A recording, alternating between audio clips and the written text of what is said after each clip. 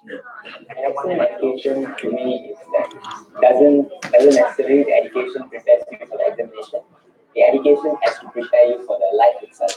Pendidikan yang holistic juga, yang excellent education also make us feel that they are capable of doing something. But besides that also, an excellent education also stands for teamwork, we can interact and also doing good work, helping each other. Bagi saya, excellent education itu satu pendidikan yang berkualiti, memberi semua murid berfikir dengan waras mengenai masa depan dia. At the point, many children in Malaysia don't have the opportunity to gain an excellent education. Cabaran besar yang kami hadapi di kalangan pelajar adalah dari segi kedudukan ekonomi keluarga mereka ஏழ்மை வந்து ஒரு காரணமா இருக்கு. நிறைய குடும்பங்கள் வந்து ஏழை குடும்பங்கள்ல அப்பா அம்மா படிக்க தெரியாதவங்க இருக்கலாம். அதனால அவங்களுக்கு வந்து கல்வியோட அருமை தெரியல. பிள்ளைங்களே வந்து அவங்க பள்ளிக்கு அனுப்பி கல்வி கற்கிறதுக்கு அவங்க சரியான ஆதரவு வழங்கணும். இதனால் மாணவர்களும் கல்வியோட அருமை தெரியாம சில பேர் பள்ளிக்கு போவாங்க, போய் வேலை செய்வாங்க. அவங்களோட எதிர்காலம் 校外的学生们需要走大概几公里的路程来去上学。So what I think the challenges I face in my school is about language. They will find it really hard difficulties on speaking and interacting with other new people in English. A movement is needed to end education inequity because none of us have the solution on our own. Teaching is never, for me, a job. It's a service, it's a calling. So not everyone can be teachers. Many of us become teachers, some for the sheer love and compassion and passion for education, but many become teachers because it's a job of convenience. Yeah, when it becomes a job of convenience, you cannot be an effective leader. And that's why I'm saying, Teach for Malaysia has got a different concept altogether. They are not taking teachers and training them to become teachers. They are engaged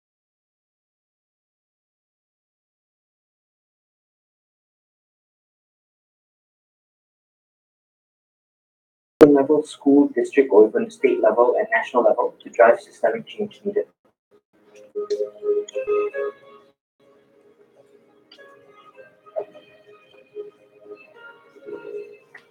And I come from a rather simple background. My father is a clerk, a person in my life who was willing to believe in me and who thought that I deserved a good education. And I think because of that, I'm inspired to think that everybody else deserves an excellent education. So teachers are like the beacon, are like the lighthouse. I want to be that lighthouse for my students. Throughout the fellowship, I learned to be a better leader. I guess I've never seen myself as a leader until I'm a teacher because you're faced with hundreds of students every day and you have to come up with solutions sometimes immediately. But the best part of the program is the alumni movement. If they have gone through the 2 years of teaching, they would understand what it takes to educate a child. And from outside, they would be able to influence the system.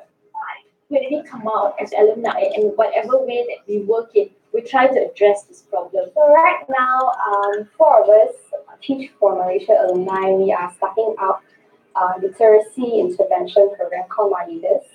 It is aimed to help students who have no foundation in English literacy to help them go from being illiterate to literate in 27 weeks. We shouldn't be teaching the kids just so that they can answer exams. We should be teaching the kids so that they can use the knowledge to solve a problem that they see in life. And that's what we are doing. The social enterprise that I co-founded with 3 other Malaysian alumni. Last year we achieved the Sekolah by Arts status because we jumped, I think, more than 300 rankings in the whole of Malaysia. Teach Malaysia is a movement of change. Changing education is a movement because the problems that we face are actually society-wide. I meet many people and they ask me, how could we help the Ministry of Education? And what classes ways, how do we empower Teach for Malaysia? We need individuals, we need institutions, we need corporations, we need the ministry, we need parents of the communities, and more importantly, we need the students themselves to believe in the ideals of Malaysia.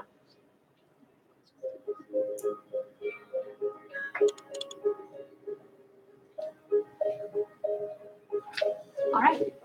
Hello, everyone. Hi. Good evening. Let me move this side. Okay. Is my voice quite clear? Yes. Great. I will use the mic then. It's a bit awkward. Hi. Good evening to all of you. Thank you so much for spending your Sunday evening with us here at this very nice looking office. Thank you, Google. Thank you to Karthik and for organizing this. My name is Roshini. And to those that don't know me, I'm part of the talent acquisition team. So I'm a recruiter at Teach for Malaysia, and I'm very happy to see some very familiar faces with us here today. Let's do a very quick poll before we start. May I know how many Teach for Malaysia 29 fellowship offers do we have? Like, you have already accepted offers for the 2019 cohort. Raise your hands. Our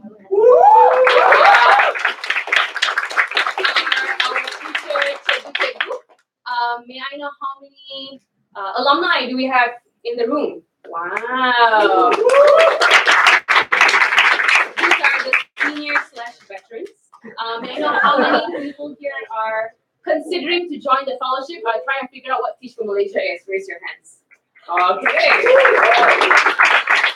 Thank you for taking the time to join me and learn more about Teach for Malaysia. Alumni and recruiters, please keep note of these faces. So great. May I know how many staff members? I'm one of the staff as well. We are here to see how nice the Google office is. How many trustees do we have in the audience? So cool. Thank you so much again for joining us. So now that we've done that, I just want to clarify that we will be having a very quick networking session at the end of this session, at the end of this event.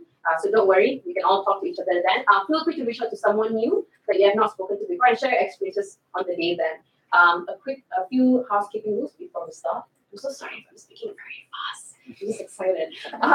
Please feel free to silence your phones beforehand for the next 1 or 2 hours if you have not already. And of course, if you guys need to go to the toilet, it's outside, but let one of our staff members know because we like permission to get in. So we don't want to be stuck outside. So cool. Everyone good? Thumbs up if you're all good. Great. Awesome. So that's about it. I think we should get started. Based on that very quick poll that we just did, it's quite clear that there's a bunch of you who are going to be joining our 2019 fellowship. There's also a bunch of you who are still considering to learn more about Teach for Malaysia. So I think it'd be good for us to do a bit of introduction to Teach for Malaysia first. And who better to do that than our very own co-founder and managing director, Zam. A round of applause.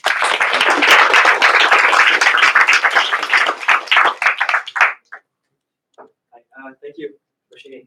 Assalamualaikum and good afternoon, everyone. And Selamat Hari Raya. As Roshini mentioned, my name is Zam. I'm the co-founder and managing director of Teach for Malaysia. I'll do a quick introduction about Teach for Malaysia because you'll hear from a lot of different perspectives throughout the day as well. So here are some stats that's happening in the country. 1 out of 5 Malaysian students don't complete secondary education. That's almost 100,000 students a year, roughly, that don't finish secondary school. The average cohort size of students is around 450 or 500,000. So those of you who are sitting here, I assume can do the maths very quickly. What is 20% of that? Anyway, between 90 to 100,000 students. Our literacy rates and numeracy rates also are quite bad. The average 14-year-old in Malaysia is 3 years behind the average 14-year-old in Singapore. And if Malaysia wants to be globally competitive, making a difference in the world, how are we doing on that? With Shanghai, which has the best education system in the world, the average 14-year-old Malaysian is 4 years behind the average student in Shanghai. But these are all stats, right? And I'm sure some of you have seen it before, but what does it actually mean? Or what is behind the stats as well? Right? So I work after school to help support my family. You heard some of the students in the video earlier on, they talked about the challenges that they have to go through outside of school that prevents them to work, and those are all the structural challenges. So there's also, no one in my community has gone to university. Are there enough role models for children growing up? And I think you heard Sophia, one of our alumni, she came from a very humble family herself, and it was a teacher that gave her that inspiration. And then she decided to be a Teach for Malaysia fellow to pass that on for 2 years. And now she's, I think, doing like educational games, board games and interactive engagements to promote education through play instead of just the usual chalk and talk and taking down notes. Right? So that's happening. And then finally, I didn't pass UPSR, it's too hard to catch up. For me, this personally hits home a bit more. For me, my younger brother had ADHD and dyslexia. While he did barely pass UPSR, but he was labeled for a very long time as slow, naughty, and even totally mischievous. Like he wouldn't even pass high school. So school had written him off and said, like, you know what, send him elsewhere. Thankfully, my parents believed in him, put him in a different school that also believed in him and labeled him as a borderline genius. And that changed his life trajectory. He's 32 or 33 years old now, and he has a PhD from the University of Zurich in environmental science. And he's doing reforestation work in Sabah, Sarawak, Kelantan, and Kedah, Perak, and a few others as well, wherever he can get that. So he's saving our rare and endangered species of trees. And that inspires me because if there are kids out there that, like my brother, who could be changing the world, how many more kids are we not realizing their full potential? Right? So what we do, recruit, train, cultivate, and affect systemic change. And leadership is at the core of what we do. It's not about teaching math, science, and English. It's about motivating and inspiring children, communities, towards that broader change that we all want to see. So we're not studying for an exam. We're not studying so that we can pass SPM or get to university. We're educating kids so that they can make changes today. And it's relevant for today and not for something in the far distant future. And with that bigger purpose, it then falls in, then the exams all fall into place relatively smoothly with a few hiccups here and there. But you have to persevere through that challenges. These are the stats. In the last 7 years or so, we've reached 87,000 students, 100 schools, 355 fellows and alumni across 10 states. This year, for the first time, we're in Sabah. It's the lowest performing state. And we got 10 fellows placed in Sipadan. So beautiful. Sipadan also beautiful. Sipadan's beautiful. But the big challenge there is like it's a migrant community. So you have challenges of kids not even being able to attend school. And the environmental damage there, it's quite bad in terms of the plastic pollution, trash, and rubbish in the community and around it, even as a tourist site. So our fellows there are thinking about how do we make education relevant for the kids within the community challenges that they have. So here's some snapshot of our alumni again. During the 2-year program, a lot of people that could join this are then saying like, oh, what your parents might be saying, why do you want to be a teacher? You probably study engineering, law, or accounting, and you say like, I need to get a job that's relevant to my degree. But the 2 years, I like to see it as just an extension to your education. You might have the technical skills, but do you have the leadership skills? And in the corporate setting, you normally get to year 10 or year 15 before they start pushing you on the leadership skills. In Teach Measure, it's done on day 1. No other job puts you in charge of 150 students on day 1. Their lives is up to you. There's no manager that's going to be telling you you're doing a good job or a bad job. You are your own guidance leader in that sense. So leadership is at its core. And one of our other trustees, Dato' Toroma, he leads a HR or org design, org development consulting firm. He predicts 2 years of Teach Malaysia is worth 10 years of working experience in the corporate sector, which is why our alumni then go off into various roles. They're even requested into those various roles at any point that they're. But as you see, a lot of them remain in some form of the education service, in that sense. Be it in Petronas, doing a PhD in Cambridge, teaching, whether in some way, or the Ministry of Education, or even working in Bank Negara, right? So there are multiple pathways, and most companies then recognize also the 2 years. So if you're worried that your parents are telling you, and sometimes also it's a very real struggle, right? Your parents work really hard, and they spend probably thousands of ringgit on your education, and they say like, what's going to happen? But it's only for 2 years. After that, you can go to the corporate sector and recoup that loss because a lot of the companies recognize the 2 years. But the risk is you might fall in love and actually believe that Malaysia can change and will change, and we can be part of that. But that's a risk I invite you to take. On that note, just want to say thank you very much. I'll be around and please grab me if you have any further questions. Thank you. Thank you very much, Zam, for giving us a better understanding of the education landscape in Malaysia.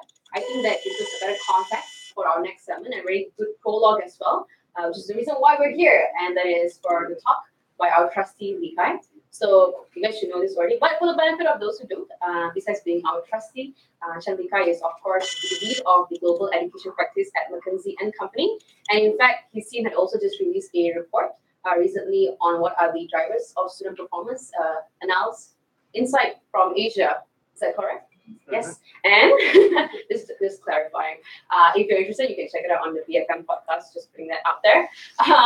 But today specifically, he'll be sharing his expertise and his insights specifically on our main topic, which is education. Like, is there a trade-off between education quality and of course on education equity? So do you have to compromise one for the other? Can we have both? If so, what are the main challenges? So these are the kind of questions that we are trying to answer today. And without further ado, we would like to give a round of applause to Lee Kai.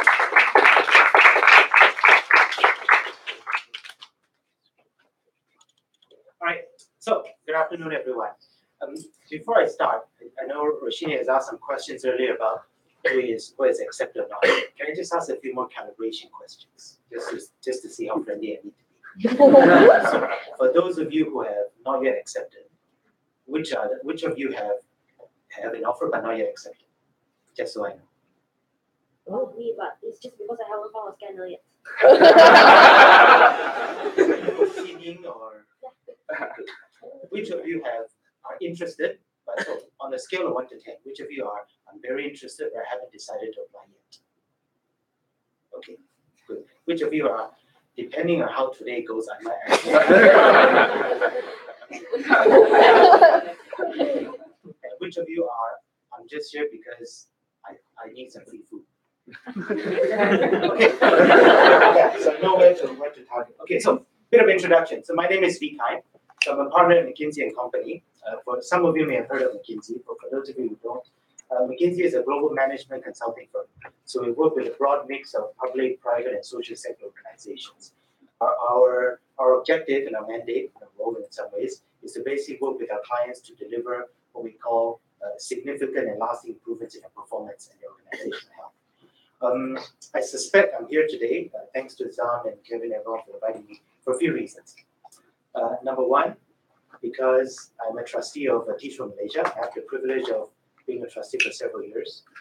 Number two, I had the privilege of also knowing and working with Zamir and the founders or co-founders of Teach for Malaysia, when Teach for Malaysia basically was a table in the Starbucks in Putrajaya, Alamanda Mall.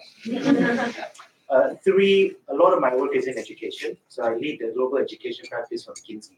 So we work with school systems, school operators, social sector organizations, and so on in terms of school system improvement or education system improvement. Number four, I also hire. So as an employer, McKinsey actually does hire quite a lot of Teach for Malaysia alumni. So for example, Cocaine is here, by the way. So for example, we've hired several Teach for Malaysia alumni already. Of course, they finished their fellowship, then they joined us. Some of them joined us for a few years, like Cocaine, and he's now going on to private equity, and he will come back very shortly. So are still with us. So I'm speaking to you with four hats on. Right? So what I thought I'd do today, if it's okay with everyone, is maybe let me just talk a little bit about the context, about the whole, what I call the global challenge of education across the world, not just in Malaysia. And then let me talk a little bit about what are my perspectives, my views about Teach for Malaysia, given my four hats. Right? And at the end, very happy to take questions, and especially for the four of you who are going to decide at the end of the day whether to apply or not, I will take questions from all four of you. The rest who probably already signed up, we can talk later. So, why don't we start? So Zam talked a little bit about kind of the overall context of education. Let's take a step back.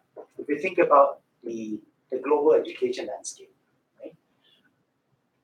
If I think about the last 10, 15 years, the global education spending has gone from about $0.8 trillion US to about $1.6 trillion today over a period of 15 years.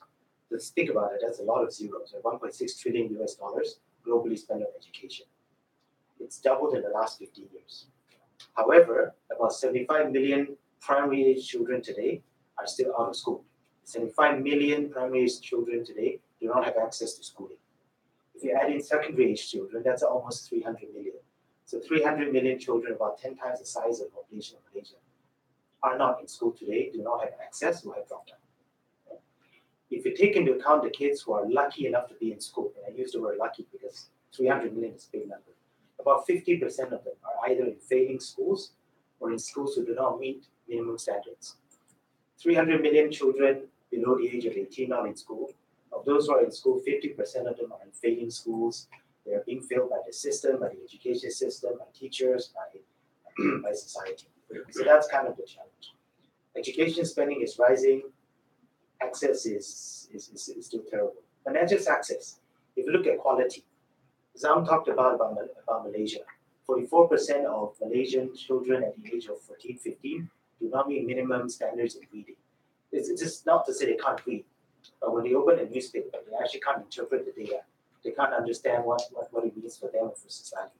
60% of 14, 15-year-olds, and these are school leavers, ready to take SPM and leave. 60% do not meet minimum standards in math. This means they can't apply mathematics.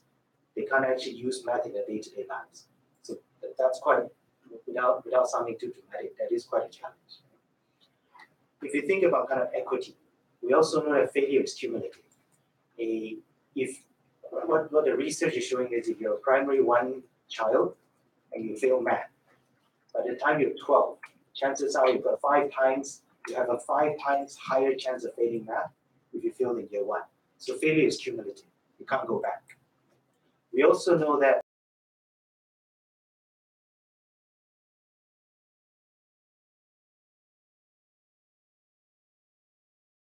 children from less socioeconomically advantaged families tend to do poor in school.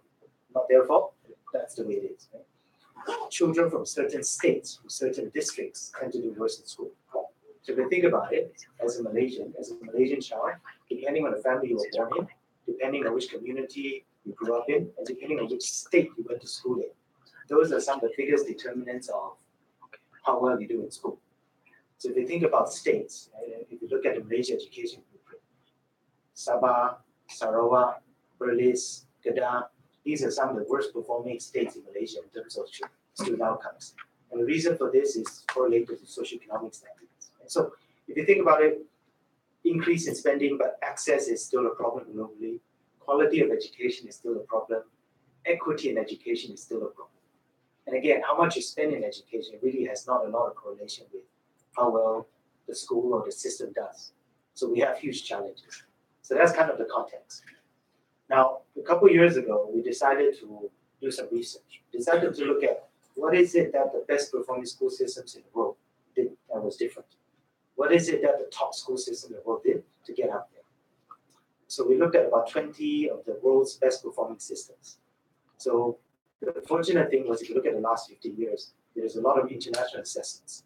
And for those of you who are going to become teachers, this is probably good context. There's a few international assessments, for example, PISA, TIMSS, PROS. So what these are international assessments which assess students across countries, across 60, 50, 70 countries globally. And they take a sampling of students. They assess them on math and science and reading. So this has provided us a lot of data in terms of understanding which are the better performing systems, which are the most improved and which are not. So if you look at the 20 most improved systems, we came up with 4, in some ways, very simple, very straightforward findings about what it is that the best performing systems do differently. Number 1, and this will come as no surprise if you think about it, the first finding we had was, at the end of the day, the quality of an education system cannot exceed the quality of its teachers. So let me say that again. So the quality of an education system, the quality of any education system cannot exceed the quality of the teachers it has within. So what does that mean? It means that the single biggest school-based determinant of how well a child does, the single biggest determinant of student performance is basically the quality of the teachers. So what do the best systems do? So the best systems, for example, whether this is Singapore, Finland, Canada, South Korea, and so on, they make sure that the best candidates, the best graduates go into teaching. So teaching is the profession for the best. So for Singapore, for Finland, and then for South Korea and these countries, if you're not within the top 5%, top 20% of graduates, whether this is school leaving exams or so on, there is no way you'll be able to enter the teaching profession because it is so elite. The best performing systems also compromise on things like class sizes. They say, look, at the end of it, the quality of the teacher is the biggest determinant. It's not necessarily class size. So the class sizes for these systems tend to be quite big. But what that allows is they allow them to have a smaller cohort of teachers, a smaller cohort of really, really good teachers. And in many ways, they allow them to pay the teachers better. But rather than have small class sizes, multiple teachers. So that's it. So that's finding one. The quality of education system cannot exceed the quality of its teachers. In some ways, it's quite basic if you think about it. The second finding was the best way to improve student outcomes is through classroom instruction. In some ways, that's the only way to improve student outcomes. So it's not about better textbooks. Maybe I exaggerate. It's not necessarily about better textbooks. It's not necessarily about better technology. It's not necessarily about better curriculum. At the end of the day, if we are not changing how teachers teach in classrooms, if you're not improving classroom instruction, the teaching and learning that happens in the classroom, student outcomes aren't going to improve. So it doesn't matter what happens at the policy level of the ministry. It doesn't matter how much funding or pumping for the system. Unless classroom instruction changes by teachers, nothing else matters. So that's finding number 2. Finding number 3 is actually quite critical. Finding number 3 says the best performing school systems ensure that every child succeeds. The best performing systems focus on equity. They ensure that every child, every classroom, every school, every district, every state has high standards and tries to improve. So what does this mean? This means that for the best performing school systems, they identify very clearly which is the underperforming district, the underperforming school, the underperforming class. In fact, for every class, they know who is the underperforming student within. Why are they underperforming? And they address that. So they intervene. So teachers collectively intervene with underperforming children. The school leaders, teachers, system leaders intervene in underperforming classes in schools. And the idea is minimum standards, we have to close the gap. So best performing systems don't just look at quality. They don't just look at the best performing students at the best schools. They look at equity. So that's quite key. And the fourth finding again is no surprise, right? Every school needs a great leader. And I would even extend this further to say every classroom needs a great leader. So every school has a principal, it's got school leaders, it's got vice principals, and so on. Every school needs great leadership. But every classroom needs great leadership too. If you think about it, the teacher, when you stand in front of a classroom, if you can lead a class, you can lead literally anything. You've got chaos in a classroom, you've got students performing at different levels, you've got them from different backgrounds, you have to teach multiple subjects in many cases. If you can lead that, you can literally lead anything. So those are the 4 findings. The quality of education system cannot exceed the quality of its teachers. The only way to improve student outcomes is to improve classroom instruction. The best systems ensure that every child succeeds. It's about equity, not just quality. And 4, every school and every class needs a great leader. And so those were kind of what we found in terms of best performing school systems. Now, if you think about applying again to the Malaysia context, which is, I suspect, where hopefully almost every single one of you end up in the next year, is we have similar challenges. Although access is not necessarily a challenge for us, we still have a rather high dropout. Zam showed statistics about 1 in 4, right? 1 in 5 Malaysian children do not finish school. We have quality problems because 44 to 60% of students do not meet minimum standards. We've got massive equity issues. Which state you go to, which family, which community, is hugely determinant of your student outcomes. Okay? So if you apply that, so where does that leave us? Right? So we're all here today. Hopefully many of you are here because you didn't walk in the door by accident. We're here to talk about Teach for Malaysia. So given my 4 hats, maybe if it's helpful, I can share a little bit about my lenses and perspective of Teach for Malaysia. Would that be helpful? Yes. Any questions at this point? Okay, good. So, if I think about Teach for Malaysia, my 4 hats on, a couple of things strike. the end of it, Teach for Malaysia to me is an incredible leadership development program. Yes, it's about teaching in schools. Yes, it's about being a fellow for 2 years, hopefully longer. Yes, it's about system, but at the end of the day, what do you do in the 2 years? The 2 years is basically probably the most transformational 2 years you will have in your entire life. And I say this because we've gone through several cohorts already, so I'm not making this up. So Teach for Malaysia is arguably the 2 most transformation years you have in your career. It is a fantastic early career leadership journey. If you think about what we talked about earlier, if you can lead a classroom, you can literally lead anything. From an employer perspective, we value Teach for Malaysia because of a couple of reasons. Right? If you think about the whole element, the whole spectrum of leadership, we're looking for people who can lead themselves, people who can lead problem solving, people who can problem solve their way out of a situation, people who can motivate themselves, people who have the energy to get out of bed when going gets tough. We're looking for people who can lead others, who can lead their teams, people who can lead teams of people who are half their age, double their age, different backgrounds, who can lead across cultures. There's no better way to learn that in a classroom in a school. I'm looking for people who can lead change. This is not just I'm able to lead my team to do big things. We as an employer, or we as McKinsey, for example, are looking for people who can lead change, who can create change just beyond their own circle. Whether this is an organization, with a client, with tough challenges. How do you lead people to want to transform? How do you inspire people to want to do better than they ever thought they could? This is not just in schools. This is everywhere. The most successful leaders are the ones who can lead themselves, who can lead the people around them, but more importantly, they can drive change. Their personal impact, whether it's through charisma, whether it's through just sheer force of will, they can lead organizations to transform. That's what we're looking for. So if you think about the 2-year journey, it's perhaps in some ways, for some of our fellows, it feels like being dropped in the deep end of the swimming pool in the first few years, first few months. Right? Over the course of the year, sometimes wonder why you're even there.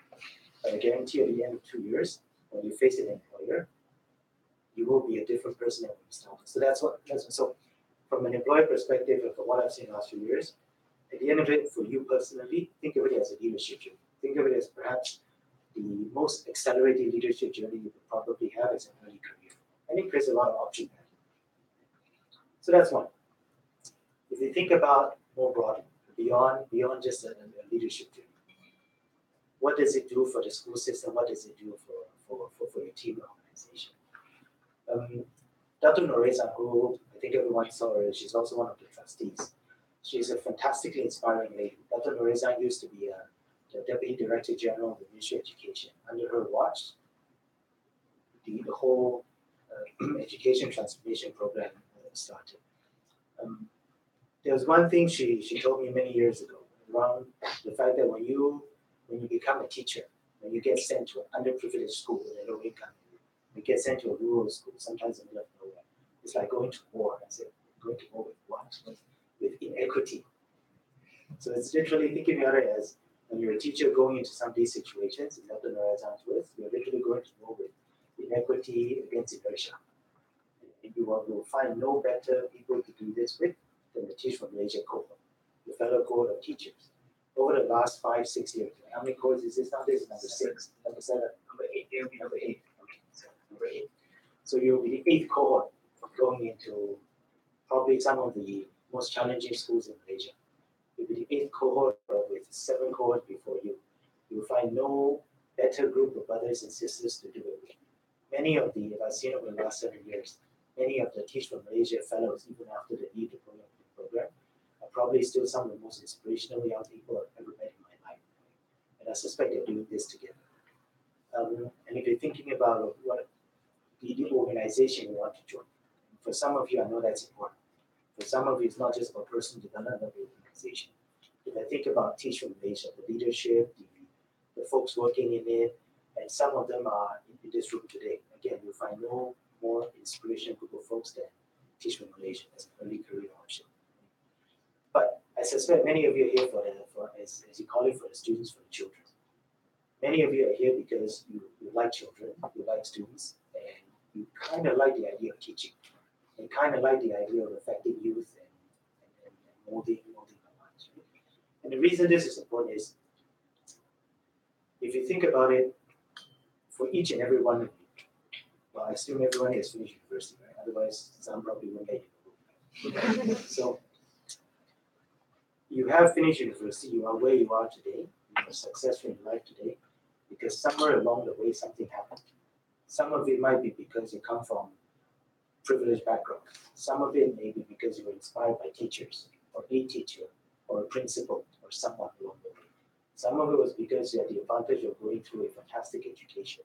Some of it was because despite the odds, you had the opportunities provided, and you seized the opportunities and just educated to be here today. But what that shows is that at the end of it, every child has one chance at a good education. One chance, not many.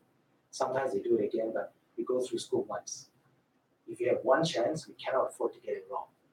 If everyone has only one chance to do it, then there's a great sense of urgency. Right? We need to have a greater sense of urgency. The education system needs to have a greater sense of urgency because the average child cannot wait. They do not have a second chance. So if you're remotely interested in education, you're remotely interested in giving back, and you're remotely interested in shaping the next generation, as they call it. In many ways, 2 years still to teach from Malaysia is perhaps one of the better ways to address that. And look,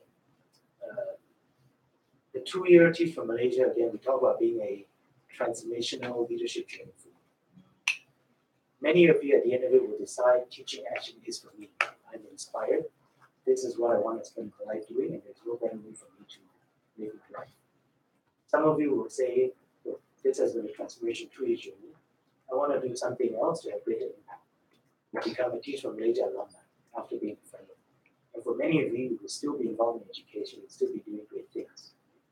So whether this is working with the ministry, working in school leadership positions, working in education outside the ministry, or some of you come back, right? So we'll talk about some of the alumni here. Some of you may say, look, at the end of the 2-year fellowship, I decided I want to go back to the private sector, go into private sector, go to social sector. That's also an option. Right? And even after you do that, I'm always reminded of what my good friend Kim, who is cohort 1, right? Go on, keep reminding me. Teach from Malaysia is not a program, it is a movement. So far, so good. I quote people out, then I don't have to take responsibility for what they say. Anyway, so I'm going to pause here for a bit and take questions. So far, so good? Any questions? We have 2 questions from the live audience. Okay. Okay, so one is from Kenny, who's also joining our fellowship next year. His question is, how can we influence non-TFM teachers in terms of applying good leadership and creativity in the classroom? For example, getting other school teachers and pengetuas as our change agent in school because number of fellows we have in the cohort are limited. Second question is from Wendy. What will TFM's role be in influencing current teachers in school, and what happens after the 2 years fellowship? So this is from Wendy. Wendy and Kenny. Okay, so for those of you who may not, so if I understand Wendy and Kenny, yeah. Divine. So Wendy and Kenny's questions are fairly related. Yeah. I think what they ask me is, teach from Malaysia, small cohort, few teachers in school. How do you create bigger change, broader change? How do you influence teachers in school? Right? Excellent question. So I think at least when I think back to the inception of Teach from Malaysia during the earlier days, the idea for Teach from Malaysia was beyond being a leadership program, beyond being one of the greatest leadership programs you can ever go through, is Teach from Malaysia is about demonstration effect. It's about showing that it can be done. Teach from Malaysia is about showing that when you put passionate people, when you put very motivated, passionate people with the right training, the right skills, capabilities, get you into some of the most difficult schools, most challenging schools, you can create disproportionate impact. You can create real change. It's about demonstration effect to show that it can be done. It doesn't necessarily need incredibly large amounts of resources. It doesn't need incredibly large amounts of additional effort, resource investment. Change can happen with each of you. So at the end of it, I think to Kenny and Wendy's question, part of it is not demonstration effect. Demonstrating that you can do it, like inspiring others to do it. And also, if you think about the Teach from Malaysia program, the support you're getting, many of what our fellows have done over the last 6, 7 years is they've introduced new ways of teaching. They've introduced new tools, new technologies, new techniques new pedagogies into school, a lot of that will spread. So it's about demonstration and showing can be done. It's about how do you innovate, how do you introduce, how do you try, how do you experiment with new ways of teaching. And 3, when you are a teacher in a school, you are not alone. And when you are a teacher from Malaysian fellow in a school, you are not uniquely special.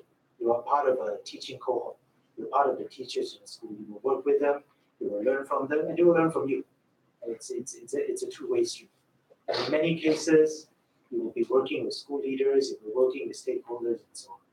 And so there are many ways to have impact.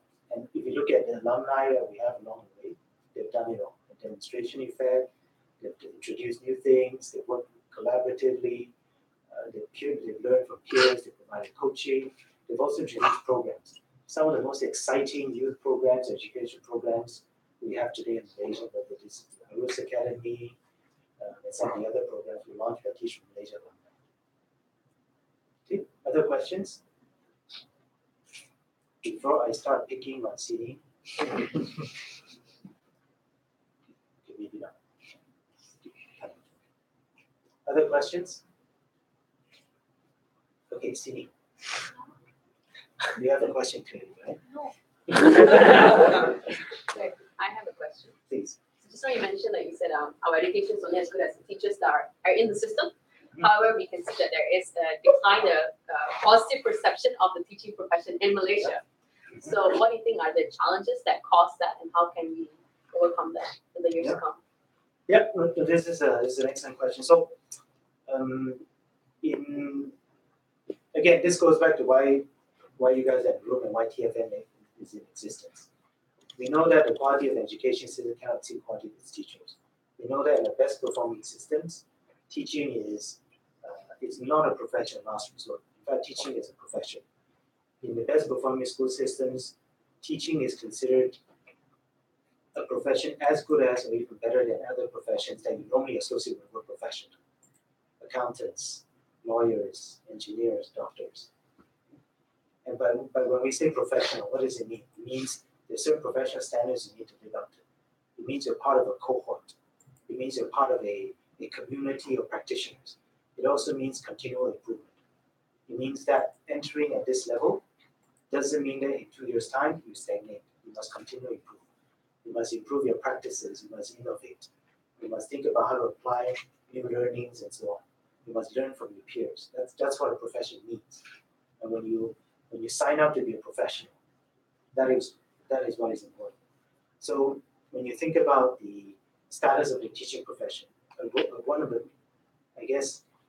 the implicit roles of Teach Malaysia is to elevate the status of the teaching profession, making teaching a profession of choice again. And if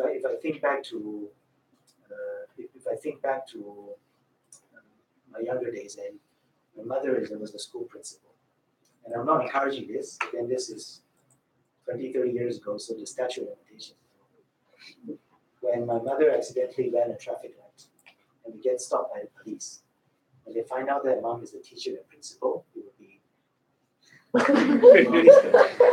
be careful next time. In my mind, that cemented the role, the status of a teacher and principal. And you are respected, you're seen as one of the most valuable roles and professions you can ever undertake. So in Malaysia today, I think we're seeing a change. We're over the last several years, in some ways we see movement. You will hear people still talk about teaching as a profession of last resort. You may still hear about people saying, look, if you know how to do it, just do. Those who can't do, teach. That's actually not true. In fact, that is a fallacy we need to kill. How does Teach from Malaysia make efforts to do this? Teach from Malaysia makes efforts to do this because if you think about the kind of candidates and profiles we are putting into schools, we are putting folks who would never have considered teaching into schools. We're putting folks who are immensely qualified, but perhaps in the current system will not have been able to teach. We're putting folks who are really, really passionate, who have had 5, 10 years of work experience. We feel that really, when it comes down to it, teaching is their passion. They want to go back into, they want to enter teaching after 10 years in corporate. We are enlarging a pool, we are creating a much much larger cohort of people, high quality teachers into the group. That's how I think you as how to teach Malays is elevating the teaching. Other questions? Sorry, this is not my question. This is a question by Norman. He was supposed to attend but unable to, so he'll be joining us via FB Live. Okay, so according to BNM Annual Report 2016, he wrote this out. 15.3% out of 405,000 youths that received tertiary education were unemployed, compared to 9.8% of 2.1 million non-tertiary youths.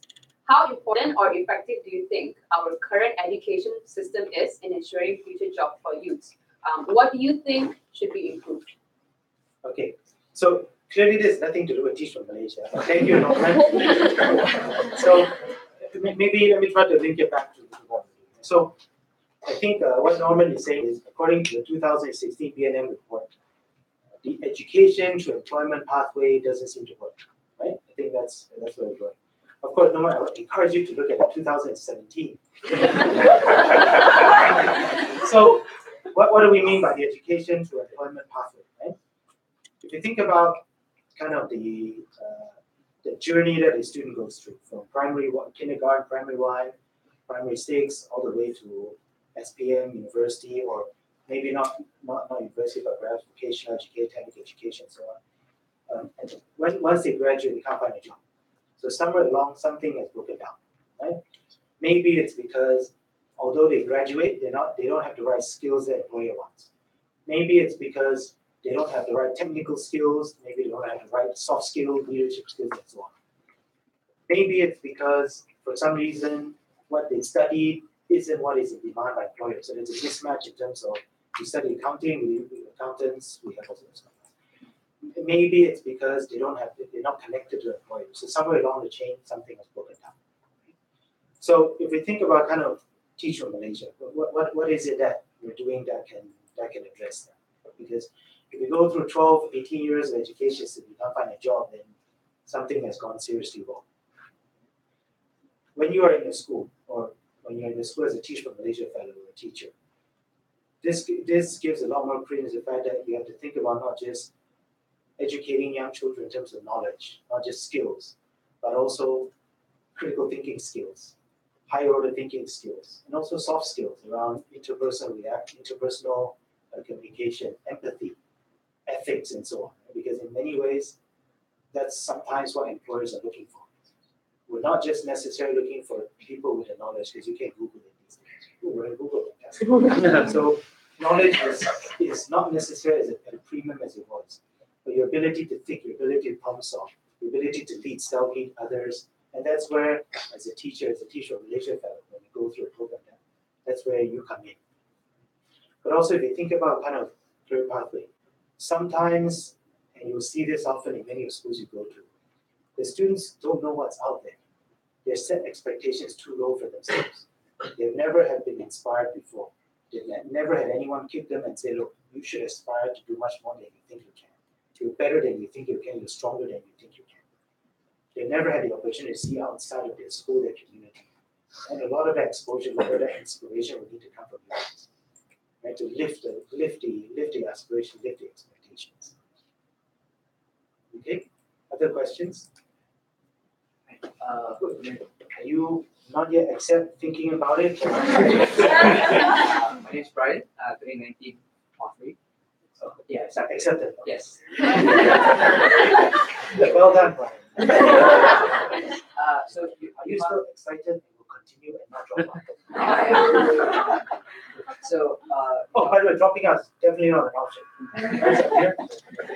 Once you've accepted the offer, this is the best thing that's ever happened. so we're talking about the 4 key findings, and one of them is inequity. So in Malaysia, the education system is very centralized, with curriculum prescribed to all students based on their age. So my question is, if a teacher goes into the classroom and he finds a 14-year-old student with maybe the capability of a 12-year-old, then wouldn't there be a dilemma between duty and what you should do if the student does not understand ABC, then there's no point of really teaching English. So, be existing in a very centralized education system, how would we be able to come up with tailor-made curriculum or tailor-made lessons for those students who are left behind? Okay, so I think what you just described is actually will be more common than you think when you go into when you teach a Malaysian. In fact, I suspect you probably find students who are in a class of, we said 14, right? Who might not even be at 12, 12 or percent, it might be even lower. I think that's been the experience of a lot of my teachers in Malaysia. So I think you've described a very common challenge. Right? So, and this is not the only challenge you will face. You're going to find children who are not only not at their standard, but way behind. And because failure is cumulative, they just cannot catch up. You find challenges where, in some cases, they actually don't speak the language you're teaching. Right? So because they're another tongue and so on. You find instances where, for some reason, they're not even showing up for school. And when you don't show up for school half the time, you can't even catch up. Right? So you will be facing a lot of these challenges, which you may be inconceivable in the schools that you went to, but are actually very common in schools that you might eventually go into. So this is where we think about kind of the whole leadership angle. And of course, there's teaching techniques, pedagogical differentiated teaching, but this, if I think about it, this fundamentally goes back to why I teach from Malaysia, is and needs to be a leadership development program.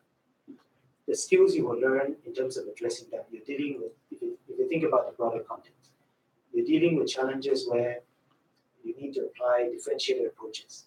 You need to be able to problem solve your way around. You need to problem solve what is the best teaching method for individual children. You need to think how to keep them motivated. You need to, because even if you were able to do differentiated teaching, they're not motivated. It's not going to last. You need to be able to motivate them, you need to be able to inspire them, and you also need to be able to potentially get peers to help them. And so if you think about all these skills, these are the skills you will learn in Teach from Malaysia, part of the training program, part of the in-service training, part of the coaching, and these are skills that you can apply anywhere outside. I know I haven't addressed for your question. I'm just trying to, partly because you're already accepted. But more importantly, I'm trying to build a linkage between the skills that you will learn on the way in terms of practical and what you will apply and what you will need going forward in any career, whether or not it's teaching. And I guess without rambling too much, what I've just described is these are very, very important skills that the average Teach from Malaysia fellow will be equipped with and will thrive in. These are very important skills that it's very difficult to get training in. It's very difficult to get outside. Other questions? How much time do we have, Kevin? 5 minutes. Yes. So we in the system we actually have a lot of good people. Sorry, role of. Sorry. Sorry, could you say that again? In the system we actually have a lot of talented people who are graduated and they drop out of the system eventually. Like how do you think we can better support this student team?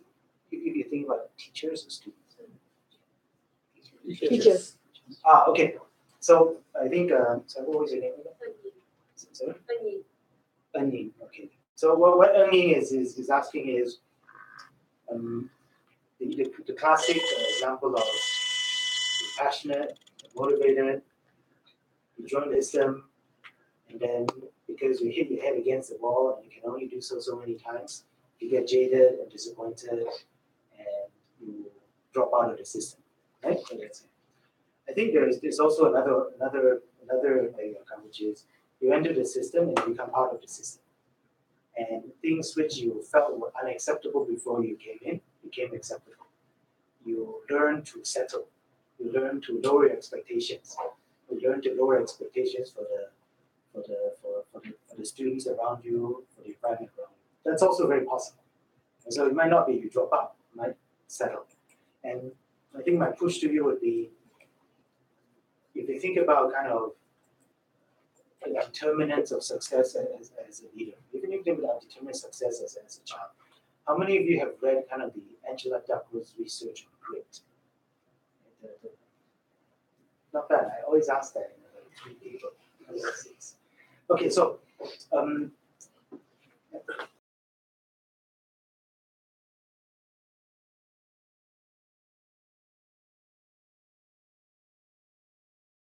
this is a research we did last year was we started looking at global student data. We started looking at what were the biggest drivers of student outcomes. What are the school level and individual students? One of the key things we found was this concept of mindsets. We found that mindsets were twice as predictive of student outcomes than any other factor. For example, home factor, socioeconomic. So that's interesting because what that means is how a student thinks, how a student thinks about how they should behave is twice as powerful.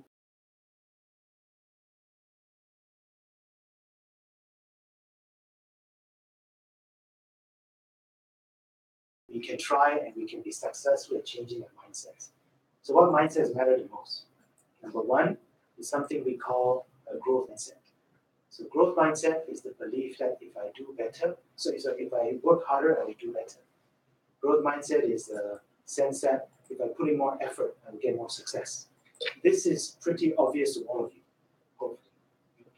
But apparently, the majority of children, especially in underperforming schools, don't have this mindset. And they don't believe that if they work harder, they will do better. They believe that because they're stupid, there's no point working harder. They believe that intrinsically they're not good at maths, and there's no point. And so this is what we call it growth mindset and grit. This is important. There's other, but let's focus on this one. I think to answer this question.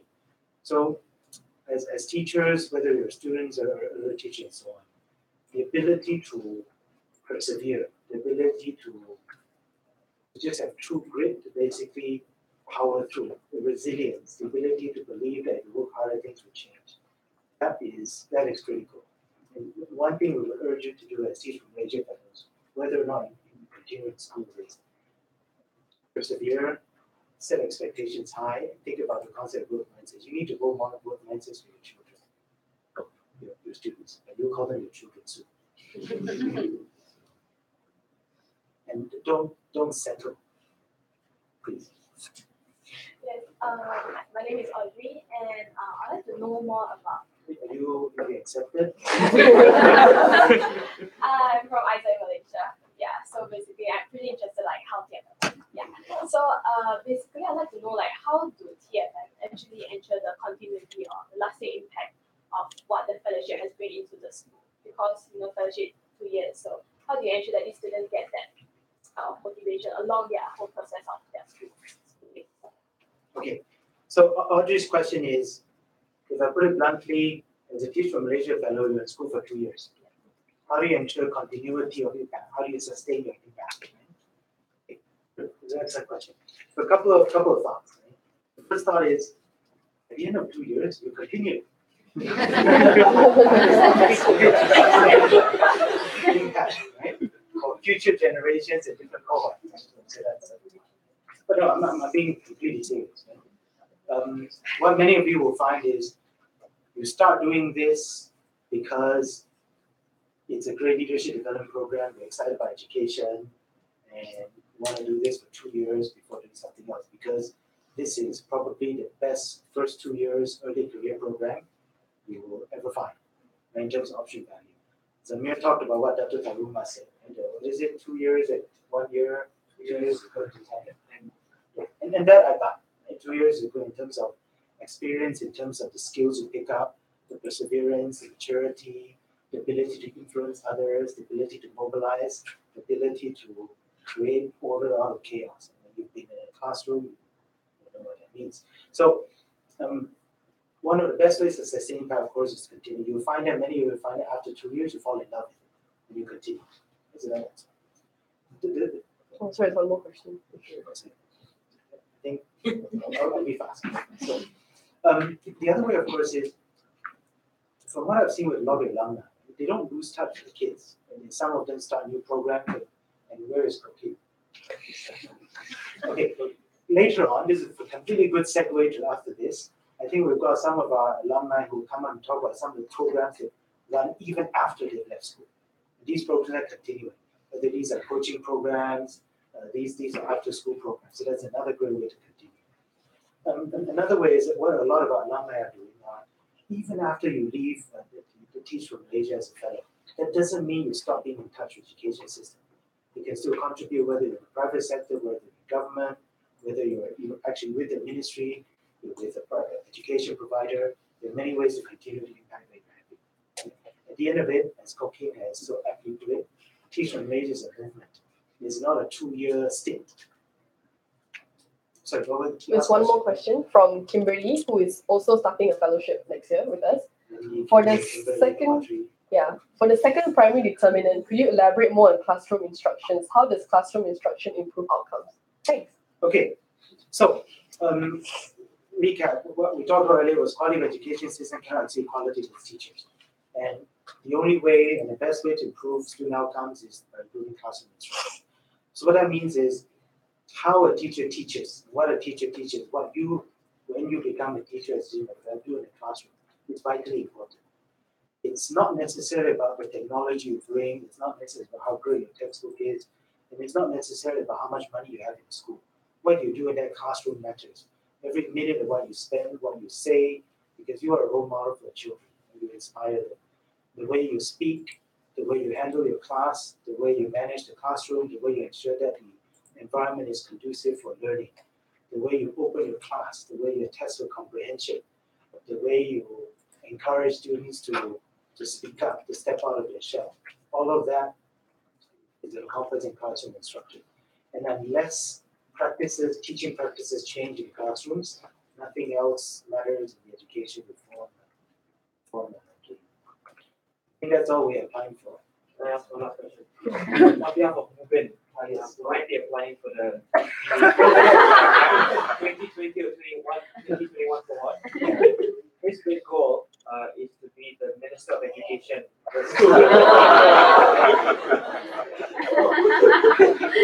So he wants to be able to be Minister of Education and to drive big changes in the country.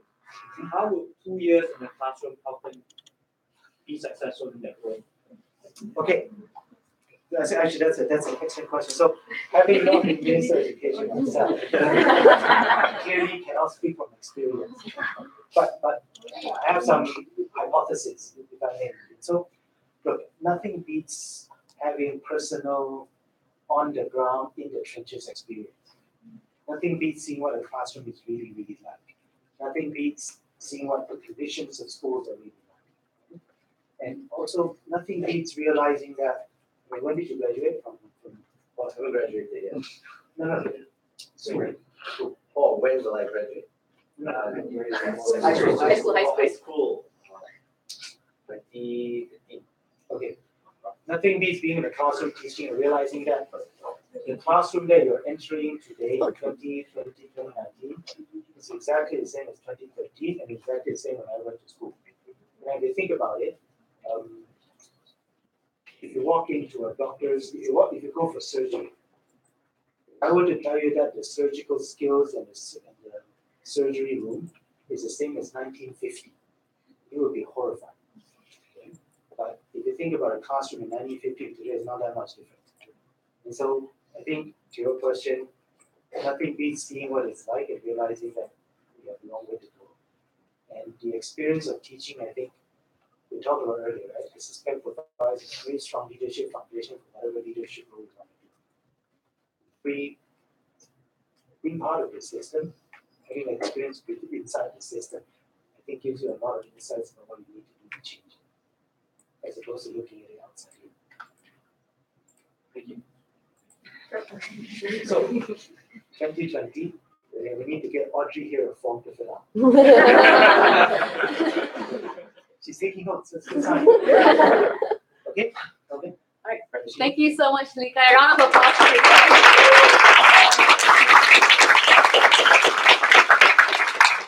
Thank you to Lika again for sharing his insights, and thank you everyone, including those on FB Live, for your participation. I think I personally resonated with 2 points that Lika had brought up. The first being The first, okay, so, so the 2 points I really resonated with was number one, the quality of our education system does not exceed the quality of our teachers, which shows that we really need a lot of passion and the right kind of talent in our education system. And number two is that the kind of work that we do at the grassroots levels, that's much more pertinent and more important than whatever that we can do at the top level, for example, like public policy, right? So that's what we're trying to achieve through the fellowship. We're giving you that grassroots experience, you're being in the classroom and seeing the situation firsthand. That's what we're trying to do the fellowship. As a recruiter, I always get this following thing, right? When I'm speaking to candidates, like, wow, Roshini, the fellowship sounds really great. You're doing great work at Teach for Malaysia, but here comes the but. But I feel like I cannot give up 2 years of my life. I don't think anyone can hire me. It just seems a bit unpredictable, and I'm not sure I can go through with this. So, to that question, when they ask me, can anyone actually hire me after 2 years? I always say, absolutely yes. And I'm not just saying that because that's my job. If I could even share a very quick anecdote about our own 2012 alumnus, Kelvin, right there. He shared with me when he graduated from Monash, he applied for PwC, but he got rejected. But after the fellowship, he applied. No, he didn't apply. After the fellowship, PwC contacted him instead. And I'm like, wow. So it just goes to show that a lot of the companies out there really do recognize the value and the prestige of our fellowship. And they really value the kind of skills that you would have already developed during the 2 years as a teacher as well. So to segue into the next section, I would like to invite another 2012 alumna, Aisha, to moderate the next session.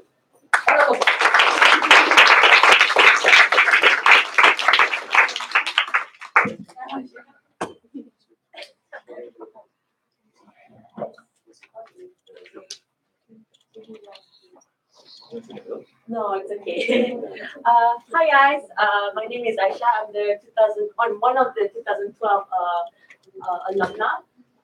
So today we're going to do a sharing session with Karthik and Corbin, who are also 2012 fellows, or they already graduated, and they have actually moved and are now working in the private corporate sector.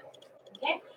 So a little bit about myself. So after the fellowship, I actually worked in TFM for about a year, and right now I'm a lecturer in Sunday College. So if some of you are interested in thinking about private education, or how the fellowship helped me, then you can come see me after the session. But the focus now is about the corporate sector. So I think I'll start with Corbin. Corbin, can you talk to me about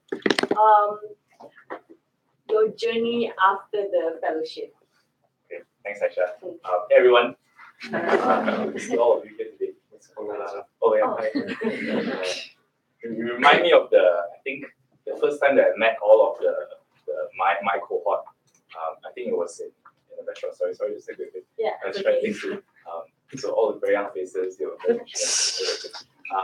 So I taught in SMK Palamaranjaya. It's a school in Klang. I taught for 2 years English.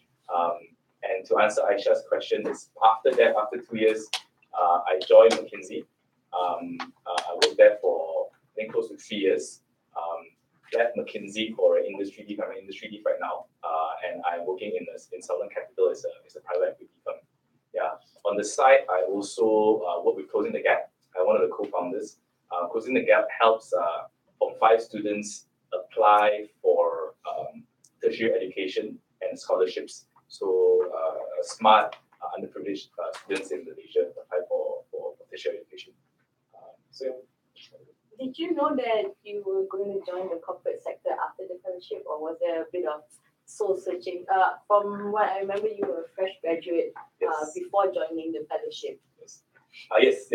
So I studied in University of Melbourne. I did accounting and finance, as probably some of you here do as well. The goal was always to join one of the big fours.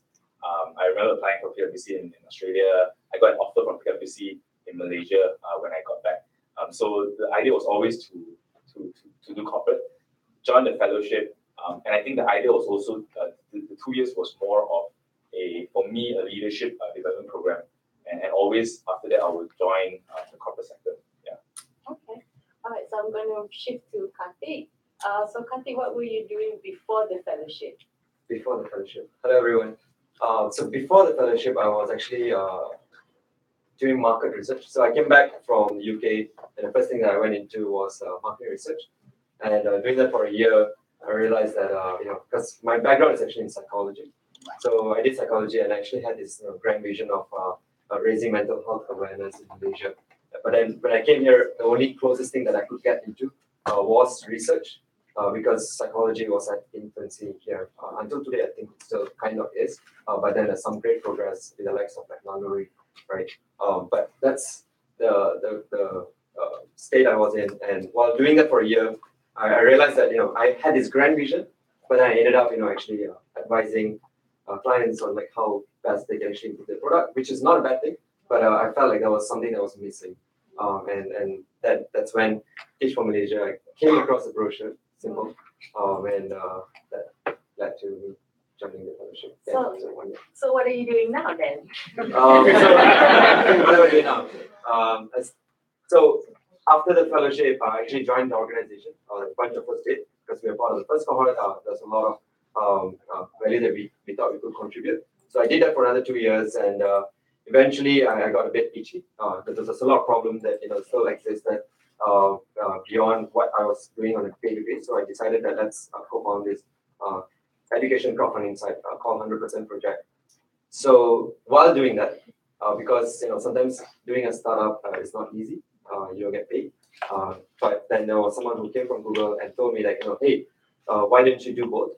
Continue doing that, but also get this opportunity to learn from working with other businesses by joining Google.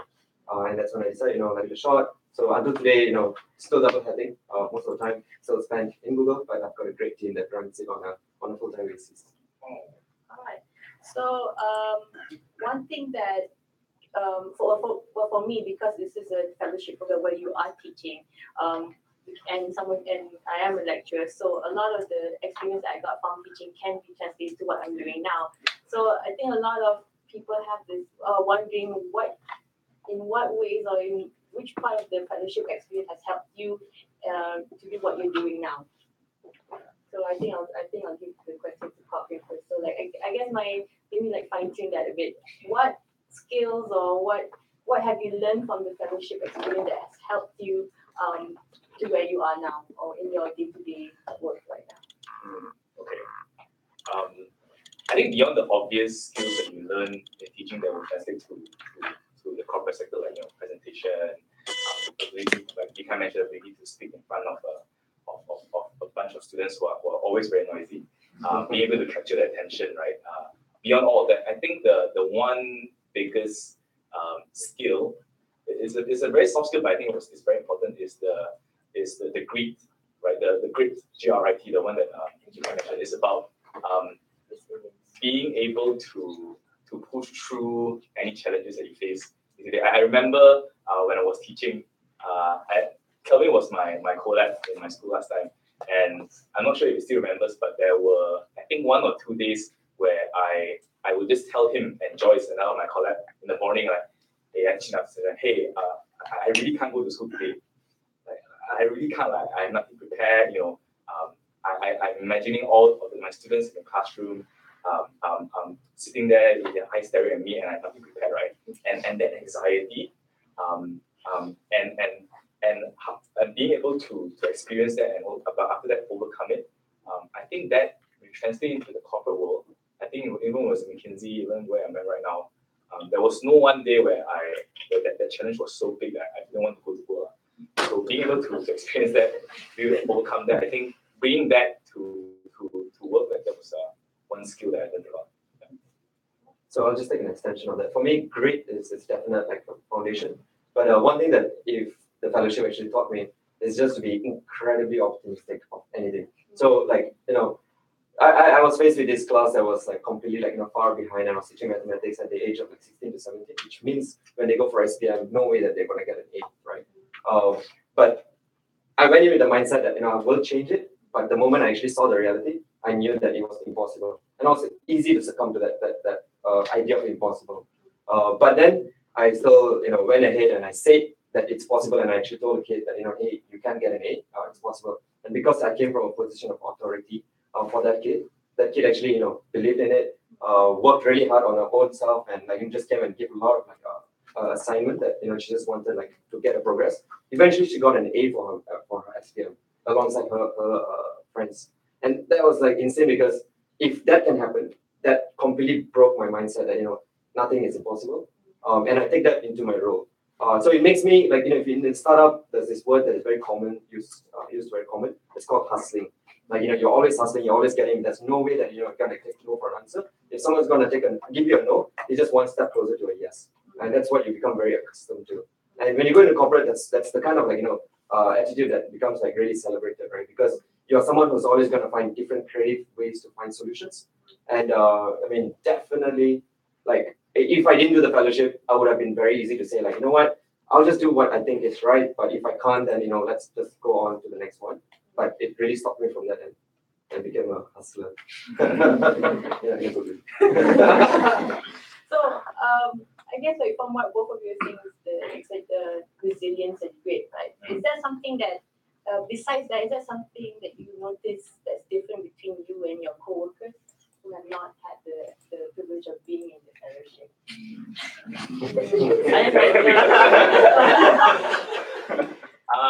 Besides that, if there's anything else that you notice that's different, but I can help. I can help. For example, where I'm working at, I think the same thing with the resilience and resilience to change, for example. So I noticed that some of my colleagues, when something minute change has happened, some of them get a bit agitated or anxious, whereas some of you are, if you know the challenges in the classroom, that's kind of nothing compared to what some of you will be facing when you go to the classroom. But besides that, is there anything else that you see somewhat different from between your co-workers and I'll try something very, very quick, right?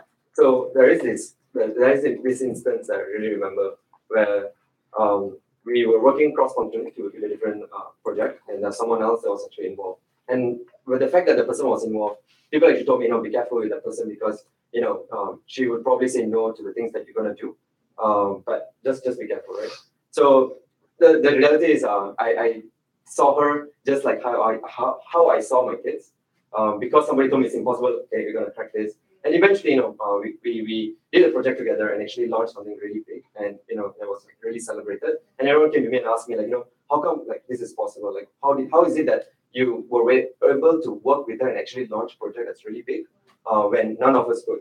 And for me, I was because I really think that it was possible. I was just needing to find that the one thing that I could resonate with her, right? And then I told the story of my kids again with a bunch of my colleagues, and they were like, "Wow, that whole idea of anything is possible. We just need to find that middle ground." And me working with my colleagues, how I would work with my students, where it's not if there's one thing that I remember from a small conversation at Abel, another fellow, right, is that he was saying about something about equalizer. Education is the ultimate equalizer. The moment you're in education, a student and a teacher, it's not that the teacher is bigger than a student or in a position of power, but actually there is so much for us to give as much as for the students to give us. And I was able to learn that goes into every single roles that we go into. Maybe the thing I would add is I think the ability. So in a fellowship, when you go into the fellowship meeting, day one, you think you're a rock star, you think you have Teach for Malaysia behind you, you can come in with your teaching tools, your fancy 5-colored marker pens, right? And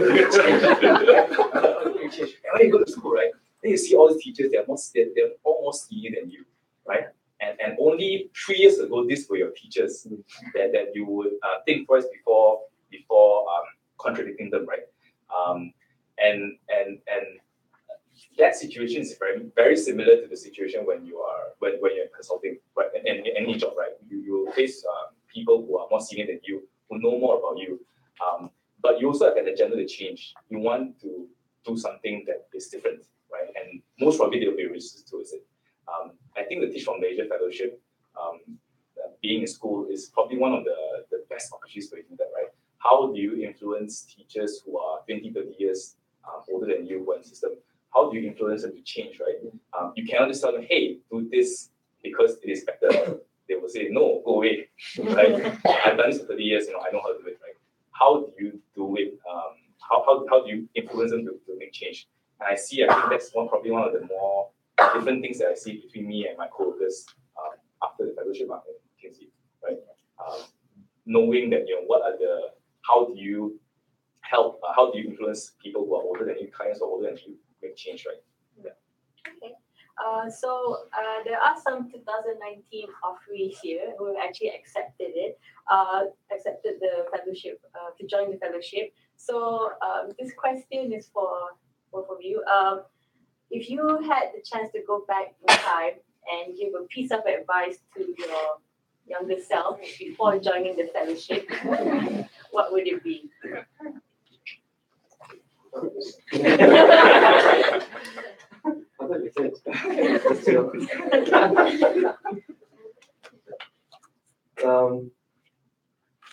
Okay, so there's one thing that if I were to go and tell myself, right, I think I took it really, really serious on myself than the task at hand.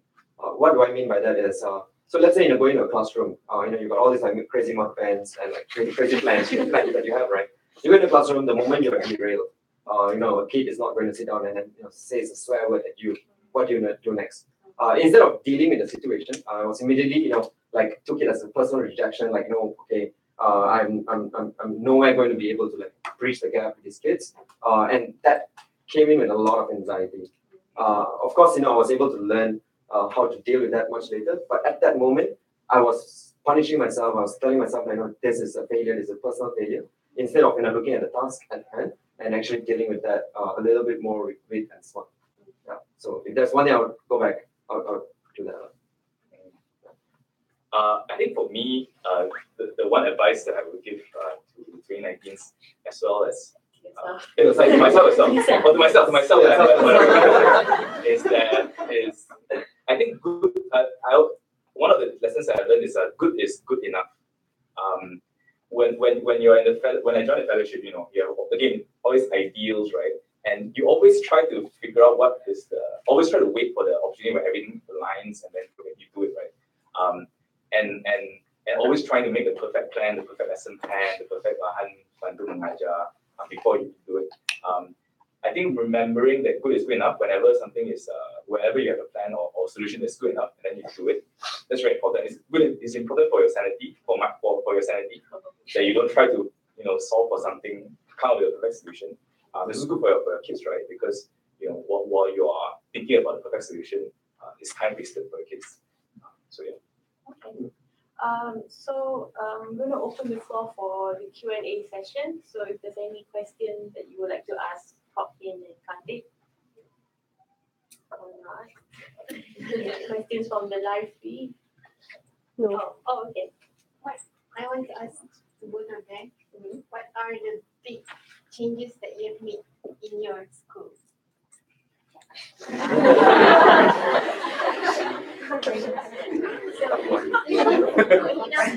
Good,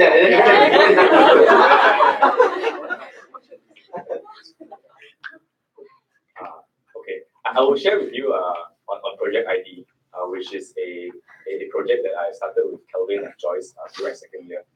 It is a project that helps Form 1 students, after 13 years, think about, plan for,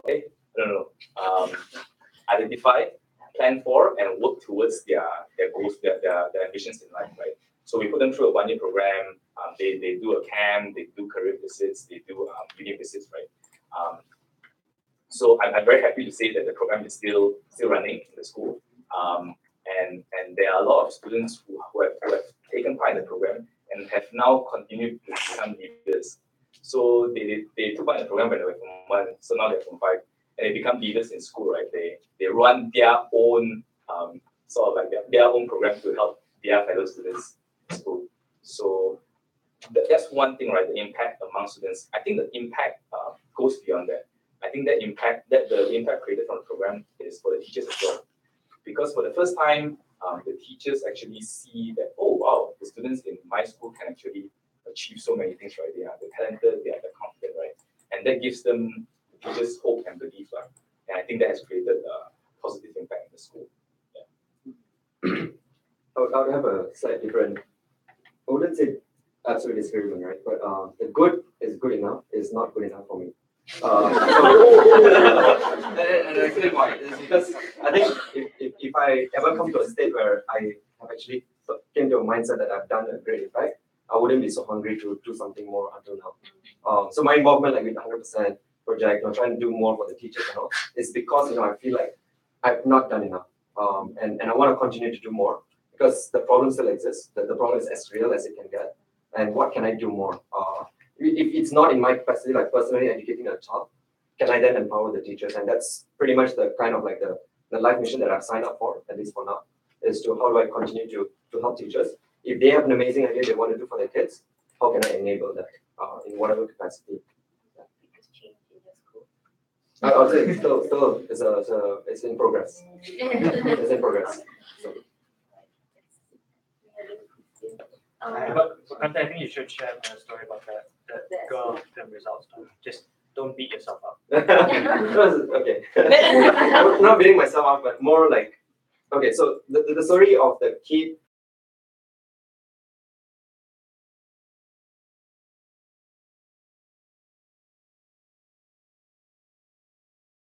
Like if failure is accumulative, like what Lee Kai just shared, that means that this is not a one-off.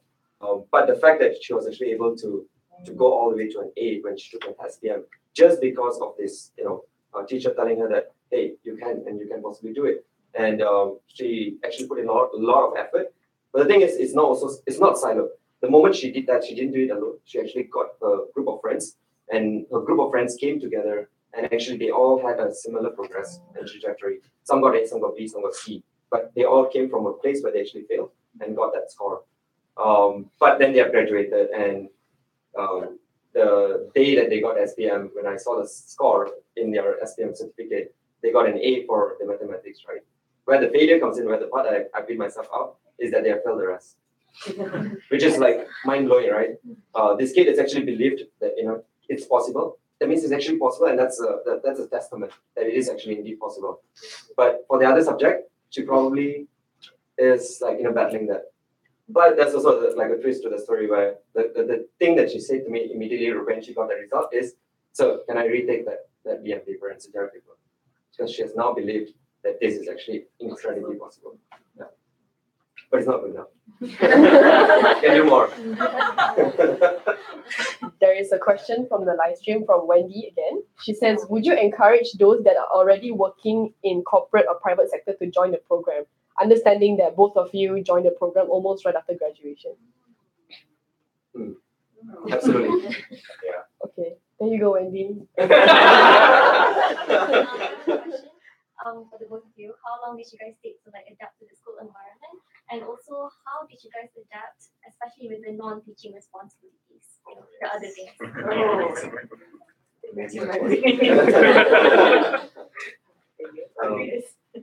Oh yeah. How long do you take people here? I think until the second year, the last year of school, that's it, I think. I still remember one of the most interesting assignments I got was to be the guru, the nasihat for the badan for the Bomba Society. Yeah. What do I do? They give me a uniform with the, oh wow, I'm a Bomba now, right? and it was amazing because the one of the tasks, I think the second week itself, I had to send my kids to the Bomba camp. So I had to drive my kids in my car to a place in Klang, even more ulu than Klang. I'm from Klang, by the way. So even more further than Klang. And I had to sleep in the car for 2 nights because there was no space for it was raining. The teachers, the students' tent were all flooded, so the students had to move to the teachers' sleeping quarters. So the teachers all had to sleep in the car, right? And I share that story because of 2 things. Number one is it takes 2 years, even after the last year, right, you said that thing. I think that adaptability, the ability to adapt, has been very key in my role after McKinsey as well, right? Thrown into very different situations. McKinsey, I've served a hospital, I've served an airline, I've served a company in Jakarta, right? And every day is a different thing. So that adaptability was very important that I learned in teaching. Number two is also, you think that you were doing something extraordinary, but I wasn't the only teacher that slept in the car that day. All of the other teachers were sitting in the car and it was like, any other day for them. So that helped build a lot of respect for me for the teachers. And so the first one is adaptability. What's the second part? Like the non-teaching The responsibilities, the other non-teaching. Okay, so I'll cover the responsibility part, the other non-teaching one, right? So the one thing that I discovered when I was doing the fellowship is that so the last point, you're not the only one. And actually, a lot of these teachers, they have shared a lot of these resources online. And if you do a simple things like, if you get like Satya mathematics, like, Satya for like Bomba, there's a lot of documentation that comes with it, right? And the moment the documentation comes, the great thing is they're all online. You collaborate, you work around with like teachers who have already got through a lot of things. And then, you rejig here and there, because the ultimate goal is very simple. You need to execute, you need to teach, you need to, build a relationship with your kids. And the fact that you know that that's your role, everything else becomes like periphery, right? You just need to be really efficient. So with technology, with the ability to just go and search and get your stuff, it makes your life a lot easier. So I was a Satya Panitia Mathematics. I was also in Qatar for Pengangkap, and there's a lot of documentation. And then there's like Minggu Science and Mathematics, and being thrown for the very first time is overwhelming. But the moment you do a search, you see like there's like really detailed plans available. You can just like take it and then actually execute it, because execution becomes the most important thing. On to the first one, adaptability. I think if there is one keyword to adaptability, is called humility. As much as possible, just realize that you are new, you're young, you have a lot more to learn. If there's anything you can give to the teachers that are already in the system, it's probably your energy and your optimism, and you share that by helping them, and that goes a long way to at least feel comfortable with the relationships in the school community itself, because that really is going to be the one that's going to keep you for the next 2 years, and it continues, and either the relationship becomes really deeper, or it becomes something that that it goes a lot wider from the community of the school itself. It's another question. I have a question. Yeah. So I think for many of the folks in the room today, they're probably around 20, right? So spending 2 years as a fellow is 10% of your life. So that feels like a lot, right? So maybe the question to the fellows is, do you feel that spending those 2 years of work, and has that accelerated your career? And how? Was it the network, the experience, the cohort, or so? Did it accelerate your career? Yeah. Because 2 years to many of the folks here is 10% of your life. Yeah. Yeah, of course.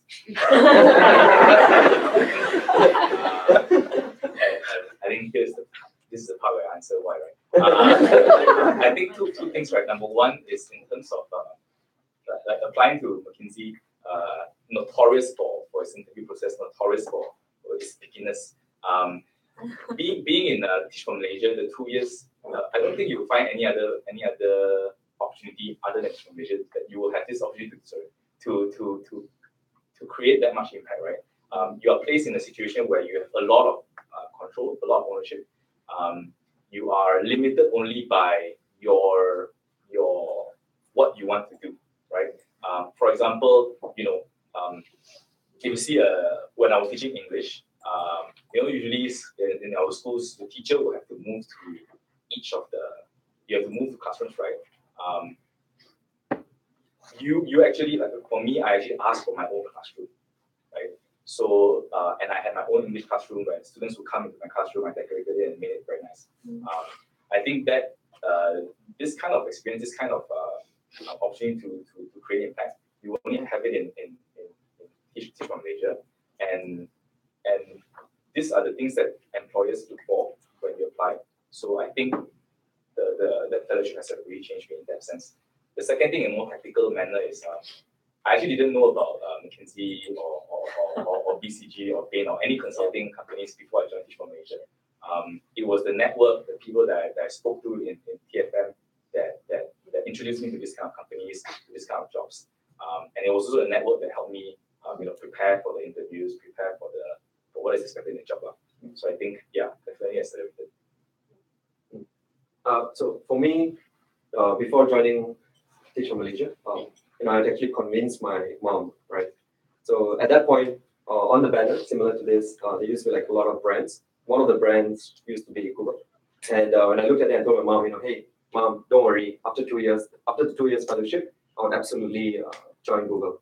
But at that point, when I said that, I was like, not gonna do it because I don't think it's possible. I thought like, no way I could get into a company like Google. And that was the mindset I was in before I joined the fellowship. But I did the fellowship and the whole transformation of like optimism that I went through. And when it came to that point when this opportunity came again, I didn't even question if I would be suited for it. It's more like let's explore, let's see if that company is also suitable as much as I'm suitable for it, and then see how do I progress from there. So similar to different companies with like different mechanism for hiring, Google has another element that they introduced called Googliness. I don't know how many of you all have watched the internship. There is this whole concept around like the Googliness.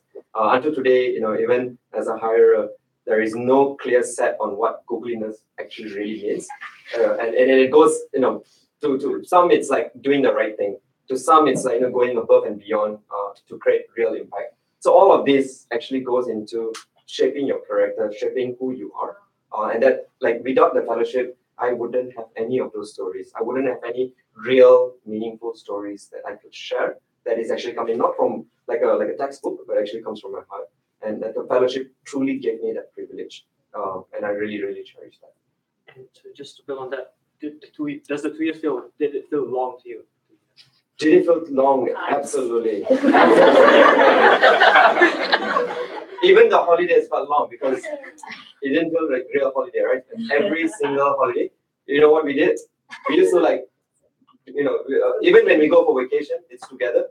It's all the fellows together, so that we can continue to rant, continue to like strategize, because that's our life for the 2 years. So for others, they'll be thinking like, oh wow, you got like long holidays as a teacher.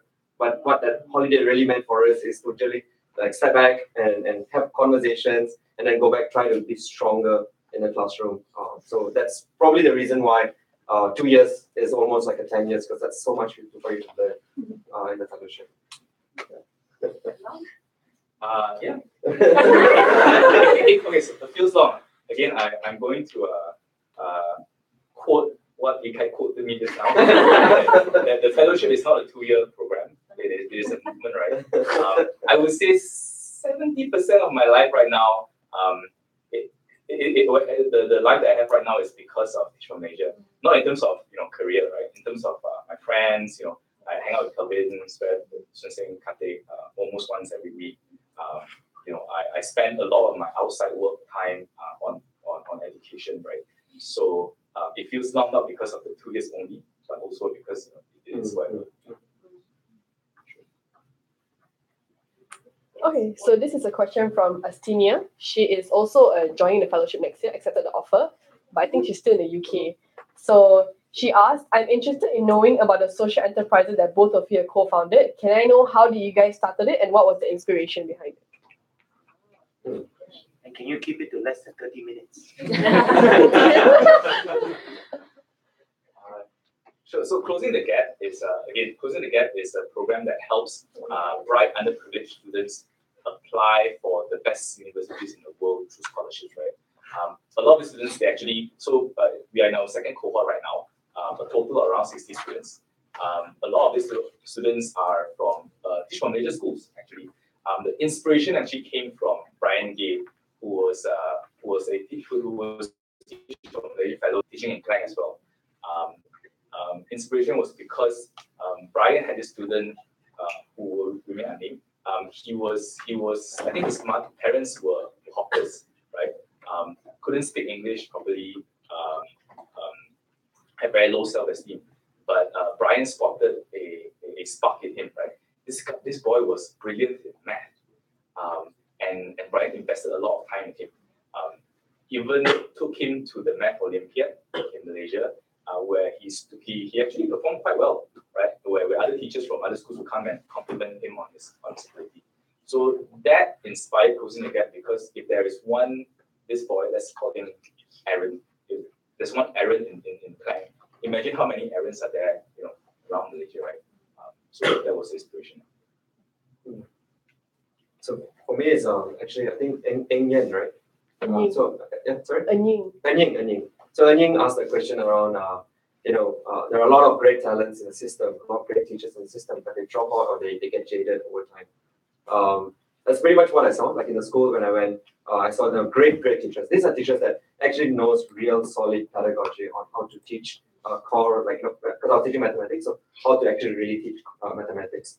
And I had a lot to learn from her. But over time she just very much over-indexed towards like the smart students, and she has completely, I wouldn't say completely, but like it's very hard for her to think that it's possible to make the same impact with the other students who are weaker. And over time, her projects are like limited, and she started becoming more and more jaded. And then because I actually went and joined Teach for Malaysia, the organization, I was actually helping fundraising, and fundraising is not easy. But there's a lot of money that the corporations have, and they always ask this question, can we give money to like tables and chairs? And I want to see something tangible. I've got like small money, I don't have like millions, but I've got like 5,000. Can I give that 5,000? So I see that there was supply and there was like this demand in schools where teachers actually wanted to do more, but most of the time they say they don't have money, don't have budget, don't have any resources. So we decided that let's stand for something that is like beyond just the system. So we stand for very, very focused on teachers. Can we empower all teachers in Malaysia and give them the tools so that then they would then go on to impact their students? Because an average tenure for a teacher is like around 30 to 36 years. And if we can index and ensure that we are helping the teachers, the amount of impact that we can have in the system just goes at scale. So that's how 100% came. When we started it, we had no idea that we were creating a social enterprise. All of that came secondary. We just wanted to solve the problem, and that's what we were committed to. Eventually, it became a social enterprise because we had to enroll ourselves in a program, and today it exists as a social enterprise and as a company. But the ideation was absolutely just like, how do we solve the problem? Here are a bunch of people to come on board and do it together, and we did it together. Last question. Yes. Okay. So I come across these questions when I engage with candidates, right? And it's two parts. One is career capital, and two is finances.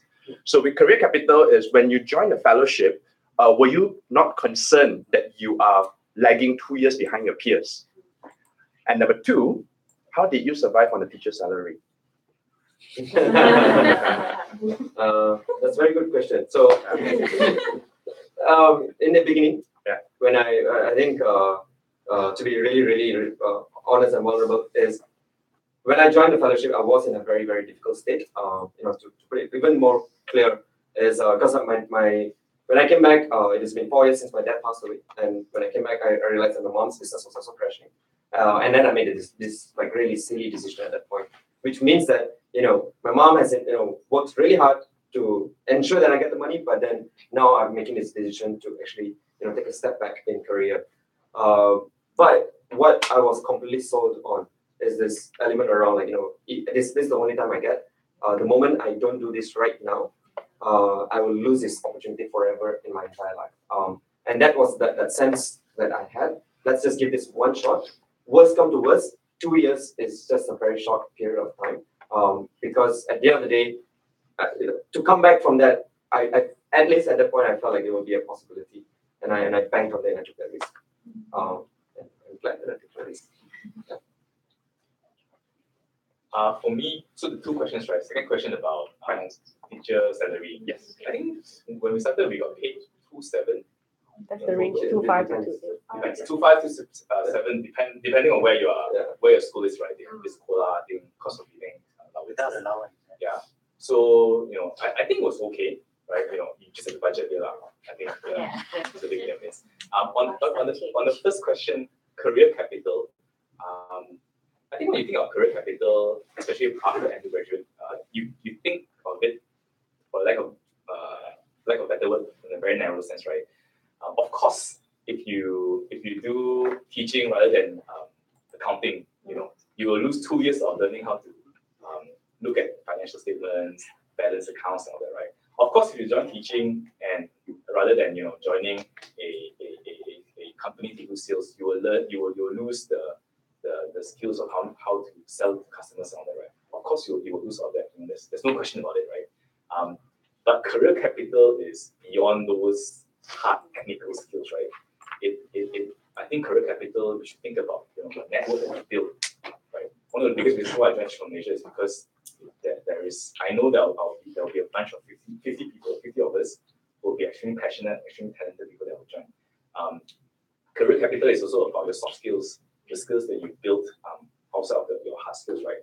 So, try to broaden that how you define career capital, and that was what helped me at least convince my parents when they questioned my decision to join the fellowship. Actually, now that you said that, right? So broadening the concept of career capital, actually that's a great example. So I think sometimes we are very limited that there's only career and there's like in our life there's life and then there's career. But a good example would be my wife, right? So she had an amazing career, and now it's no longer sorry. She's a fellow and alumni. Not just my wife, but actually has an identity. But the great thing is, the thing that I've seen in her is because of the progress that she has had as a career. Now, what she's doing is working with the Ministry of Education, and it's no longer a career for her; it becomes a mission, and that is like an amazing privilege to have in life, right? And so that broadening the career capital, you can have a chance at having a mission in your life. But what about that part about comparing yourself to your peers? Comparing ourselves with peers. Did you feel left behind because your friends went down the accounting route or went down the consulting route? Or? I think there is an element, but what eventually happens is you will come across like the core friends that you always would be like quite vulnerable with. But I guess that's what happened with us is that we found our new real true friendship within a life. Now, I mean, if I were to go even further, the place that we are staying right now, there is like literally 10 teachers from Malaysia in that same apartment. What does that say? Like, it's a movement beyond to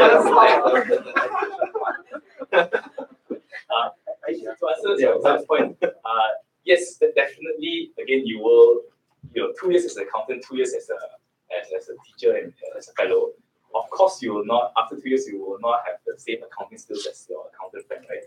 But again, the things that you learn, the network you build in the fellowship, I think it far, for me personally, right, it far outweighs all of those things, and you quickly learn how to do the financial statement. I think while we're thinking that, I think the technical skills you can actually learn doesn't have to be within that 2 years. I think the mindset that you come after the fellowship, you can actually learn it exponentially. So, I mean, that's what I got. Aisha, can I just add one thing I forgot? Yes. So, one thing, guys, I forgot to mention was, in addition to being a part of McKinsey, I used to run recruiting for all our McKinsey Southeast Asia offices. So, and I can say this now because Koking has had a great few years with us and is now with another private equity company investments. If I look at his resume without Teach from Malaysia, you wouldn't even have interviewed him.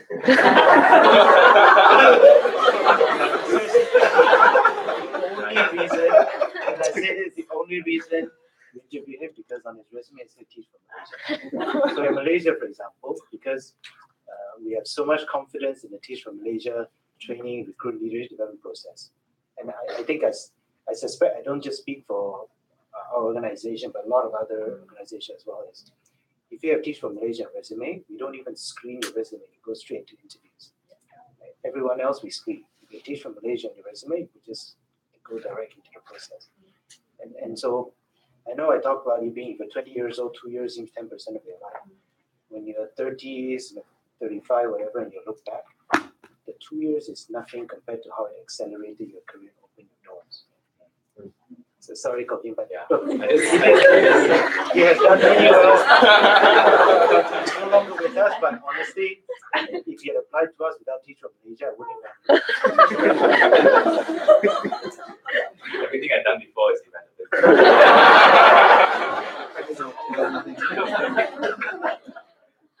Okay, so on that note, I think we'll end the session. We have a think we have a networking session after this, right? Correct, mistaken? Yes. A round of applause, please, to our panelists. So let's say thanks to Aisha, to Corcoran, and also for Swatin's husband for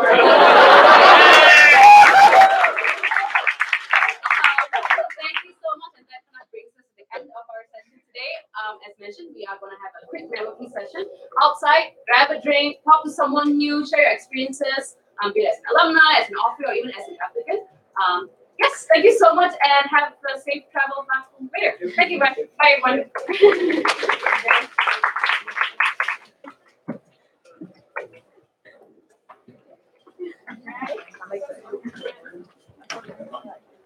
I have to.